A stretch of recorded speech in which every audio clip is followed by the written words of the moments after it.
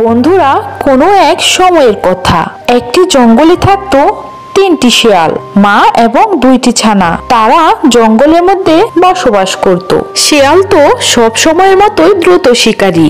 সে তার ছানাদের জন্য প্রতিদিন খাবার শিকার করে আনতো এবং তারা আনন্দ করে খাবার খেত। আর সেই সবকিছু একটি গাছের মধ্যে বসে একটি রাক্ষসী ডাইনি লক্ষ্য করত। আর সেই রাক্ষসী ডাইনিটি মনে মনে ভাবলো, এদের খাবারগুলি আমি খেয়ে নেব। ওরা কত ভালো ভালো খাবার খায় প্রতিদিন। আমি তো শিকার করতেই পারি না। আমাকে দেখলেই এমন দৌড় দেয়, আমি ওদের ধরতেই পারি না। ওরা যখনই খাবার খেয়ে খেলতে যাবে তখনই আমি ওদের খাবারগুলো খেয়ে নেব।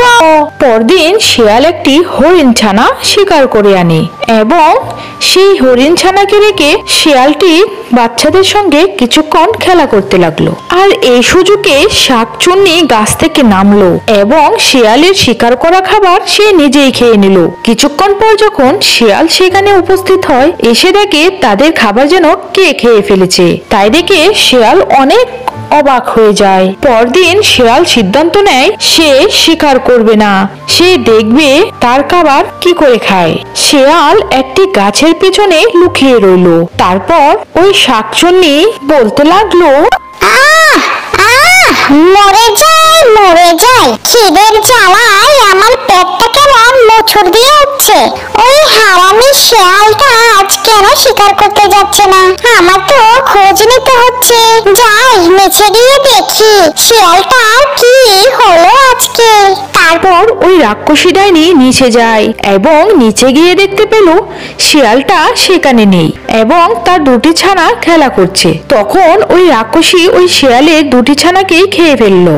শিয়াল মশাই তার ছানাদেরকে হারিয়ে খুব ভেঙে পড়লো। তারপর সে মনে মনে সিদ্ধান্ত নিল এর একটা বিহিত করতেই হবে। পরদিন শিয়াল ওই রাক্ষসী ডাইনির জন্য একটি ফাঁদ পাতে।